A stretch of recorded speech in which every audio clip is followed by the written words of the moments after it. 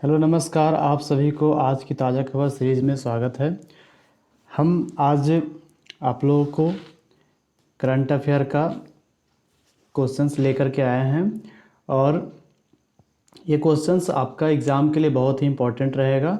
साथ साथ आप लोगों को अगर पीडीएफ चाहिए तो हमारे टेलीग्राम का लिंक दिया हुआ है और उस लिंक पे जा कर के आप पीडीएफ प्राप्त कर सकते हैं। अगर आपको वीडियो से पढ़ना है तो वीडियो से पढ़ सकते हैं, या फिर आपको अगर पीडीएफ में पढ़ना है तो आप पीडीएफ पढ़ सकते हैं। तो आपको टेलीग्राम लिंक पे ज्वाइन करना पड़ेगा, आप उसमें जा कर के ज्वाइन कर सकते हैं।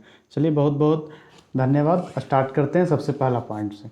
तो बात करते हैं सबसे पहले कि नरेंद्र मोदी द्वारा एक मिशन का शुरुआत किया गया है। उस मिशन का नाम है पार्टिकुलरली वल्नरेबल ट्राइबल ग्रुप्स। इसमें है कि ट्राइबल्स लोगों का डेवलपमेंट के लिए मिशन चलाया गया है। तो किस राज्य में यह मिशन चलाया गया है हमारे माननीय प्रधानमंत्री नरेंद्र मोदी के द्वारा? तो यह है आपका झारखंड में। झारखंड में ट्राइबल्स लोग रहते हैं, इसलिए वहाँ पे ये मिशन चलाया गया है। तो यह मिशन किस लिए वहाँ पे कब चलाया गया है? तो सबसे पहले तो बात किया जाए कि जनजातीय गौरव के मौका था 15 नवंबर को।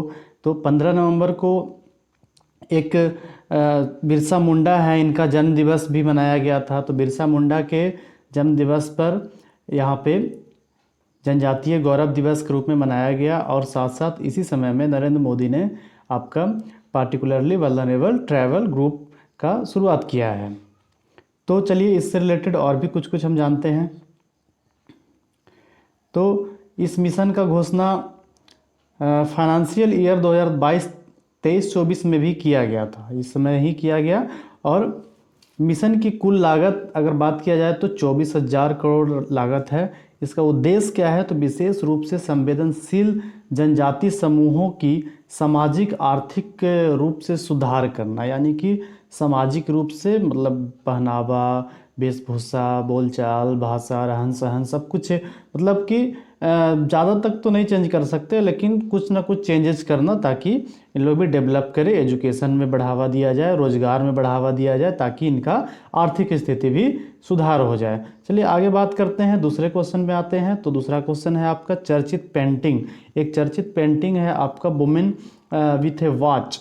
वुमेन विथ ए वॉच एक चर्चित पेंटिंग है। तो इनका पेंटिंग बहुत ही फेमस रहा है, और ये जो पेंटिंग है $139 मिलियन, यानी कि $139 मिलियन में यह प्रसिद्ध पेंटिंग बिका है ना। इनको इस पेंटिंग को फेमे ए ला मोंटे भी नाम से जाना जाता है। चलिए, इनका और भी जानते हैं कि फर्स्ट कॉस्टली पेंटिंग इनका जो रहा था, ये कौन सा रहा था? तो फर्स्ट कॉस्टली पेंटिंग जो है लेस फेम्स दी अलगर, ये पेंटिंग का नाम है आपका लेस फेम्स दी अलगर। तो जो कि 2015 में $179 मिलियन में आपका बेचा गया था। तो बहुत ही महंगा पेंटिंग है ना। हम लोग तो पेंटिंग बनाते हैं तो मात्र बिकता भी नहीं है, लेकिन यहाँ पे आपका देखिए कि कितना कितना महंगा पेंटिंग मिल रहा है इनके लिए। इसके लिए इनको अवार्ड भी दिया गया।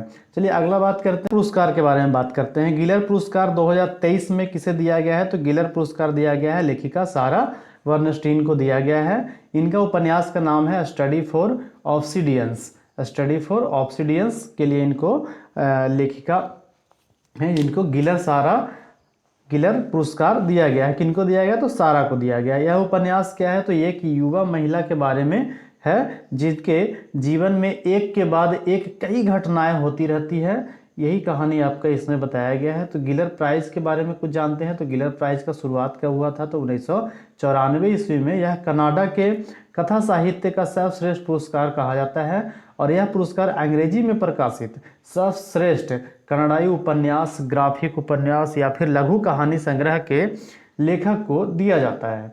चलिए आगे बात करते हैं, हम चौथा क्वेश्चन पे बात करते हैं। तो आपका यह है सिटीज़। क्या है आपका? सिटीज़। तो सिटीज़ के review of significant trade RST। तो RST से भारत के किस ब्रिज को हटाने का निर्णय लिया गया है? तो सिग्निफिकेंट जो ट्रेड है इसके अनुसार एक ब्रिज को हटाने का निर्णय लिया गया है। वह ब्रिज का नाम क्या है? लाल चंदन, रेड सैंडर्स भी कह सकते हैं इसको। तो जेनेवा में आयोजित सिटीज़ की बैठक में इसे हटाने का निर्णय लिया गया है। तो बात करते हैं कि इससे रिलेटेड और भी क्या क्या हो सकते हैं। तो भारत में 2004 में लाल चंदन के लकड़ी के अवैध व्यापार तथा कटाई के कारण इसके व्यापार को निलंबित करने का सिफारिश किया गया था। बाद में क्या हुआ कि भारत को लाल चंदन के लिए महत्वपूर्ण व्यापार का समीक्षा से हटाने के लिए और उगाने को किसानों को बढ़ावा देने के लिए मिलेगा। तो भारत को लाल चंदन के लिए महत्वपूर्ण व्यापार की समीक्षा से हटाने से इन वृक्षों के उगाने में किसानों को बढ़ावा मिलेगा। और चलिए आगे बात करते हैं अगले क्वेश्चन पे। तो स्मृति ईरानी द्वारा टॉक शो का शुरुआत किया गया है। तो ये नई शुरुआत है स्मृति ईरानी के द्वारा, जो कि बाल विकास मंत्री हैं ये। और उसके बाद फिर नरेंद्र मोदी के जैसा ही इनका भी एक शुरुआत है, जैसे कि नरेंद्र मोदी जी भी आकाशवाणी पे आकर के मन की बात चलाते हैं। तो मन की बात के जैसा ही ये भी है। इसमें है क्या, नई सोच नई कहानी, ई रोडिये जर्नी विथ स्मृति ईरानी, है ना। केंद्रीय मंत्री एवं बाल विकास मंत्री ने उद्यमिता, कौशल विकास, खेल, स्वास्थ्य और वित्त सहित विभिन्न क्षेत्रों में महिलाओं का सफलता का कहानी बताने के लिए आकाशवाणी पर क्या शो शुरू किया है, तो टॉक शो शुरू किया है। इसको ध्यान में रखिएगा, क्या नाम है इसका, टॉक शो। तो टॉक शो शुरू किया गया है स्मृति ईरानी के द्वारा, याद रखिएगा कौन सा शो है, टॉक शो। चलिए इसके बाद अगले क्वेश्चन पे बात करते हैं। तो अगला क्वेश्चन है आपका, भारत का 42वां अंतर्राष्ट्रीय व्यापार मेला। भारत का 42वां अंतर्राष्ट्रीय व्यापार मेला का आयोजन कहाँ किया जा रहा है, तो न्यू दिल्ली के प्रगति मैदान में। प्रगति मैदान न्यू दिल्ली में है, तो प्रगति मैदान में ये किया जा रहा है। उद्घाटन आपका है केंद्रीय वाणिज्य एवं उद्योग मंत्री आपका अनुप्रिया पटेल, इनके द्वारा किया जा रहा है। ऑर्गेनाइजर कौन है यहाँ पे, तो इंडिया इंटरनेशनल ट्रेड फेयर। चलिए इसके बाद बात करते हैं 9वां भारत अंतर्राष्ट्रीय विज्ञान महोत्सव। तो 2024 में किस राज्य में आयोजित किया जाएगा, तो हरियाणा में। याद रखिएगा 9वां भारत अंतर्राष्ट्रीय विज्ञान महोत्सव 2024 का कहाँ आयोजन किया जाने वाला है, तो हरियाणा में। तो ये फरीदाबाद में 17 से 20 जनवरी को किया जाएगा। स्टार्ट आपका 2015 में किया गया था और सबसे पहला कहाँ हुआ था, IIT दिल्ली में। चलिए इसके बाद बात करते हैं 8वां, अगर बात किया जाए तो 8वां जनवरी 2023 भोपाल के MP में। और 9वां जो भी होने वाला है हरियाणा में, इसका उद्देश्य क्या है, तो व्यापक स्तर पर लोगों को प्रेरित करना है। व्यापक स्तर पर लोगों को प्रेरित करना है। चलिए आगे बात करते हैं हम 10वें क्वेश्चन पे। तो 10th एशियाई डिफेंस मिनिस्टर मीटिंग प्लस का आयोजन कहाँ किया जा रहा है, तो आपका इंडोनेशिया में किया जा रहा है। इसमें भारत की ओर से भारत के रक्षा मंत्री राजनाथ सिंह ने भाग लिया। और इस मीटिंग के दौरान आसियान के सामने आने वाली प्रमुख सुरक्षा चुनौतियों को निपटाने के लिए प्रमुख मुद्दों पर बात की गई है। तो आसियान के बारे में भी कुछ जानते हैं। तो इसका स्थापना हुआ था 8 अगस्त 1967 को हुआ था। इसका फुल फॉर्म है association of south east Asian Nations, दक्षिण पूर्व एशियाई देशों का संघ। इसका हेडक्वार्टर कहाँ है, तो जकार्ता में है। मेंबर इसमें कितने हैं, तो 11 मेंबर हैं। चलिए आगे बात करते हैं कौन कौन सा मेंबर है। तो हमारे भारत के पूर्वी देशों जैसे कि Brunei, Singapore, Myanmar, Indonesia, Thailand, Laos, Philippines, Malaysia, Cambodia, Vietnam, है ना। अगर बात किया जाए कि लास्ट में कौन देश जुड़े हैं, तो तिमोर लेस्टे, ऐसे याद रखिएगा, है ना। इसका राजधानी दिल्ली है ना। तो न्यू सबसे जुड़ा हुआ है, 2023 में जुड़ा है। ठीक है, चले आगे बात करते हैं। हर साल 15 नवंबर को किस राज्य का स्थापना दिवस मनाया जाता है, तो अभी हम लोग चर्चा कर रहे थे 15 नवंबर को बिरसा मुंडा का जन्म दिवस मनाया गया था। तो इनका 15 नवंबर को ही स्थापना दिवस मनाया जाता है। बिहार से अलग हुआ था 15 नवंबर 2000 को। तो 28वें राज्य के रूप में उस समय ये बना था। तो इस स्टेट को और भी जाना जाता है कि बुशलैंड के रूप में जाना जाता है।